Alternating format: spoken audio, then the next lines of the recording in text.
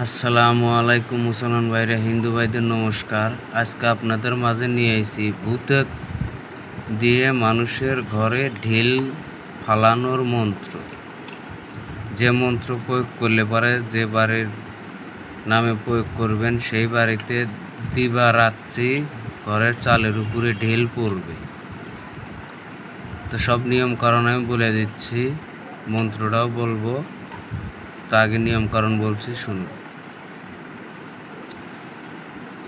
একটা বাড়িতে দিনটা 24 ঘন্টা ঢিল ফালাতে হলে লাগবে একটা নতুন ইট।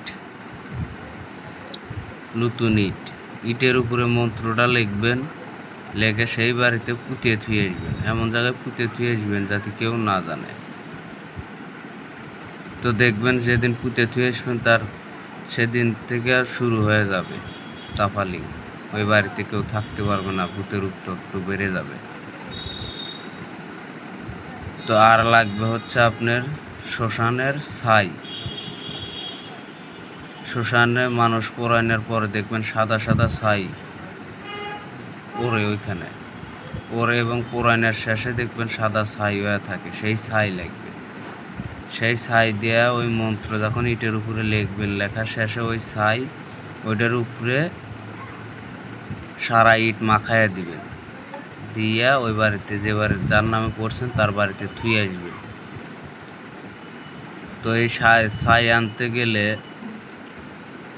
দিনে ভাগে আনলে কিন্তু হবে না, রাত 12টা নিশিরাতে আনতে হবে। তো এই ছাই আনতে যায় যদি কোনো ব্যাঘাত ঘটে, আমি বা আমার চ্যালেঞ্জ কোনো রকমের দায় থাকিব না। এসব কাজ করবেন আপনার নিজস্ব গুরুর কাছ নিয়ে অনুমতি নিয়ে কাজ করবেন। যদি অনুমতি দেয় তাহলে কাজ করবেন, না হলে কাজ করবেন না। তো মন্ত্রটা বলছি, মন্ত্রটা শুনুন।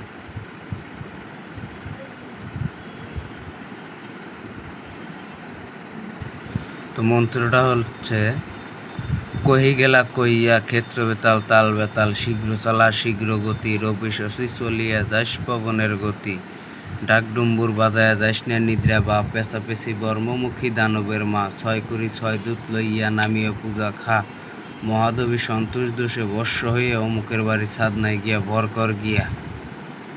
এই হলো মন্ত্র। মন্ত্রটা শনি মঙ্গলবারে মুখস্থ করলেই সিদ্ধি হয়ে যাবে। তবে কেউ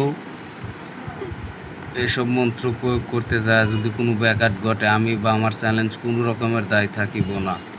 মন্ত্রটা সাধারণ মন্ত্র হলেও কি, এ কিন্তু দেবীর মন্ত্র। স্বয়ং দেবী যায় সেই বাড়ির চালে বিরাজ করবে। তাই ভাইবে চিন্তা এই কাজগুলো প্রয়োগ করতে যাবেন, নচেত কোনো ব্যাঘাত ঘটলে আমি দায়ী থাকিব না। নিজস্ব গুরুর কাছে অনুমতি নিয়ে কাজ করবেন।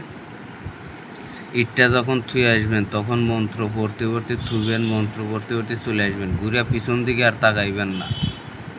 পিছন দিকে তাকাইলে কিন্তু আপনার ক্ষতি হয়ে যাবে, ভয়ানক ক্ষতি। তো যদি কারোর ইচ্ছা হয় তন্ত্রমন্ত্র শিক্ষার, তো আমার সাথে যোগাযোগ করতে পারেন, শিক্ষাবো, সমস্যা নাই। ভালো থাকবেন, সুস্থ থাকবেন, আল্লাহ হাফেজ।